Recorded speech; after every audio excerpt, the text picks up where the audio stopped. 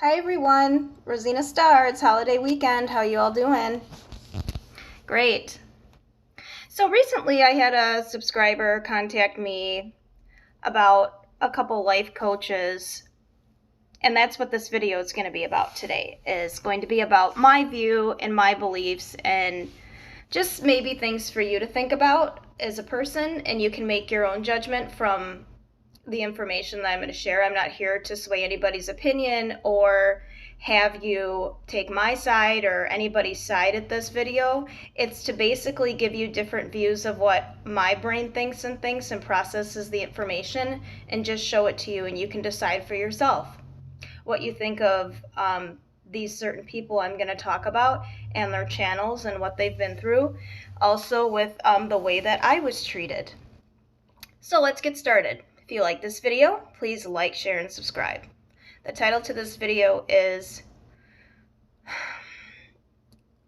Life Coaching Channels and the Differences of what they've been through and what they believe, but who are they really? I get the message of what they're trying to say, but who are they as people? Some things to pay attention to when listening and subscribing and picking a life coach as well. So this video is kind of a long title, but I'll put it in the title and description so you don't get confused. Again, like I said, this is totally just informational here. It's not taking anybody's sides, and I'm just going to share my experience. Now, last year, I would say not last November, but the November before, is when I had first noticed a guy's channel that I was listening to, and I'd almost sold my house when I had first found out my ex was a narcissist. And apparently a lot of the narcissistic relationships I've had were existing, and this is why this kept happening to me over and over again. So what happened was I was listening to this guy, and I had an open mind, and I said, well, maybe I'll just pay him for a session to know what kind of narcissist I was dealing with. It seems like he's educated and, he really cares about people.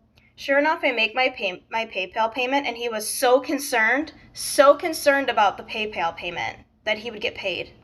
Not even concerned about my state of mind or when I would need him to talk to him. Just thank you for the payment. I'll get back to you. I'll email you when I have time, when And I said, you're not going to take my $100 and basically not give me any knowledge here and not give me any kind of time frame of when we're going to talk.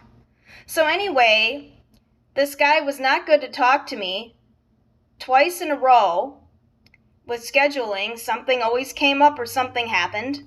And then I just said I would like a refund because obviously he didn't care enough to reach out to me and get back to me. And he acted like any kind of talk other than when I was paying for him was an inconvenience to his life, and he really had an attitude about it. And so that really kind of rubbed me the wrong way too, because I know how I want to be treated, and I treat others just the same whether money is involved or not, and that's called being real with people, because you shouldn't always have to pay for wisdom. So anyway, that didn't go well with that man. And he didn't really seem to give a care about it. What I notice about his videos is he kind of talks to people like this. He'll correct you, and he'll correct you numerous times, which is very repetitive in the videos and gets a little bit annoying and trying with my patience, because we know that you want your name said a certain way, but every single time somebody doesn't, it's like he has to show that emotional reaction to everybody, like it just bothers him that much. Like, can we show a little bit of self-discipline and self-control and get past that? Just a 2-second, hey, my name is so-and-so, and get on with the show. But instead, we have to make it a big deal, and, you guys aren't filling out your emails correctly. It's more about criticizing people than helping people. Just because somebody can't do everything a certain way, they're coming to you for help. They're not coming to be criticized and ridiculed. And if I was talked to that way, writing into somebody, I would block their channel and I would write negative reviews about them all day long, because I find it offensive, inconsiderate, and just insensitive beyond anything, and just rude to be, that way to people that are already in a gentle, sad state of mind, and you're gonna sit and like rip on how they write you in? I mean, really? And I mean, listening to this guy talk, as I take my emotions out of it, of what maybe I could actually achieve by talking to this person, I look at him for what he really is. I think he is kind of an obnoxious drunk. And he likes to get on his high horse and in his office or his bedroom, wherever he's at, decorated to look like an office maybe, and, go on about what he believes and what he thinks. Now, I don't have a problem with that. That's fine, but it's just the way you come across to people you should be concerned with, because that's how people, like, want to know you, and you're worth knowing rather than being well known. So I think the whole motive of his participation of a channel is just to be known and not be, like, worth knowing. And he does remind me of one of the drunk guys you'd see out at 2 o'clock, just, a foul-mouthed jerk. Could be from out of town. I've worked at the bar many years, and there's a lot of that type, with his voice and the way he handles himself and the way that, he just has a cockiness about him rather than confidence. It just shows. And actually, it gets to be kind of a turnoff. I really can't listen that much longer to his videos anymore, just because of the way that, he kind of talks is just very kind of condescending and down to people. And, just, is it okay, guys? Is it okay? I mean, it's too, he's very anxious when he's talking to people. He's not relaxed. He's more about an entertainment, it looks like, sitting behind that chair and being a character that's animated than actually being somebody that wants to be helpful. So that's, I guess, just a bothersome thing to me. It's just like watching a bad sitcom episode every time I turn on the channel. So I don't watch that channel much anymore, and I've unsubscribed. And supposedly this one other girl, we'll just call her Kaylin, her channel, she talked about having this narcissistic ex, which I could really, really relate to, okay? And my heart goes out to her, especially being through so much in her age.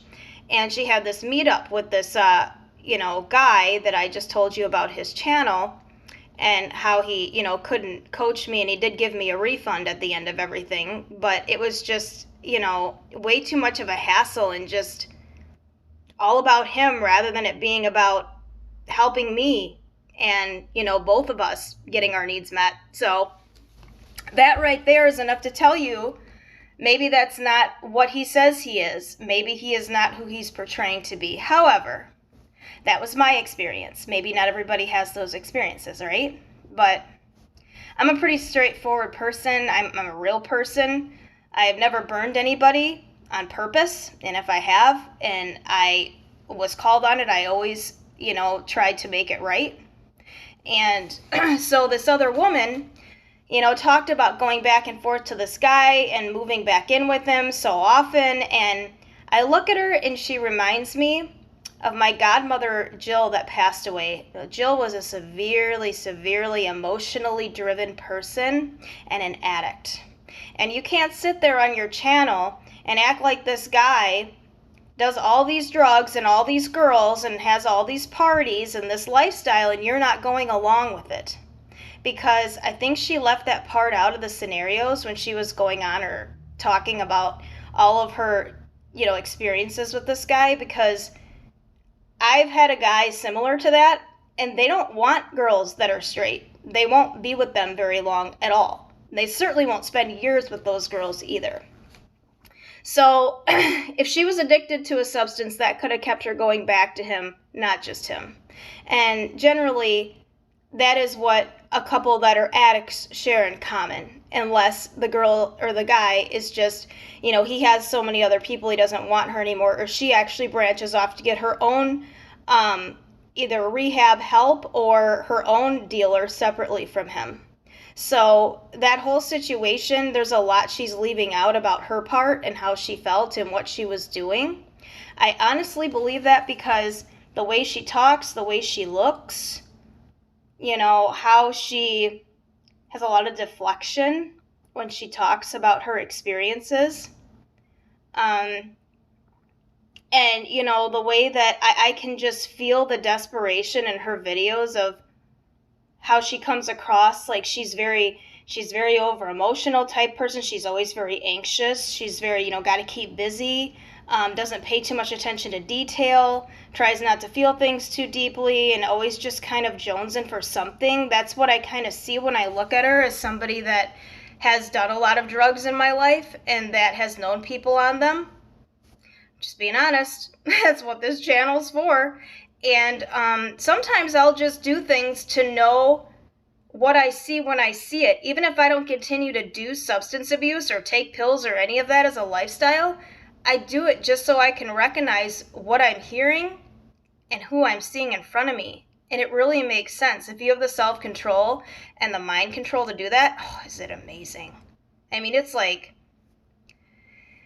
you're always winning because you're only competing with yourself, right? So anyway, this guy and this girl have their own channels, and supposedly they were writing each other, having a falling out, and this other woman got in the middle of a meetup session or knew both of these people at the same time, and somehow it looks like that guy and that other girl teamed up against this other girl and said that she was sending emails to them and harassing them for like a year and a half. And you know, it makes me kind of wonder, because nobody keeps on just to keep on. So what was their part in encouraging the stalker to keep coming back around? Because they'll only say, this woman, she just keeps sending me emails, or, you know, oh, she just, you know, came out to Mexico to get laid. Well, was that really the whole story? Because it kind of seems like there's a lot that's not being told. And, you know, there's his side, her side, the other girl's side, and the truth. So there's 4 sides to this story. But either way, narcissists are people that team up with other narcissists to single somebody out. I had a personal situation like that at a 5-year-old's birthday party. And for these 2 people to have a station and this woman to go out there kind of all on her own, you know, so it's kind of 2 against 1, it seemed like, was just a bad setup to begin with. You know, I find it hard to believe that her reasons for going out there were just the reasons that were said by this other woman's channel. I believe that there is, like I said, a lot more that's not being said. And it looks like a drunk guy, an addict, and a woman that couldn't make it acting, and this is her way of trying to grace the screen through YouTube videos, possibly, is helping satisfy her needs. She's, you know, a decent looking person. She seems to have good things to share, but maybe it just, you know, wasn't enough for her. So she actually took this to another level and made her own videos about other channels. And this is the only video I'm going to make. But I see this other woman's point of view that was targeted about how she felt in the situations and how there wasn't any proof. But, you know, why isn't she putting that proof out there then on her channel to show it? Why isn't the other guy putting that proof out there to show people, oh, I have an FBI form?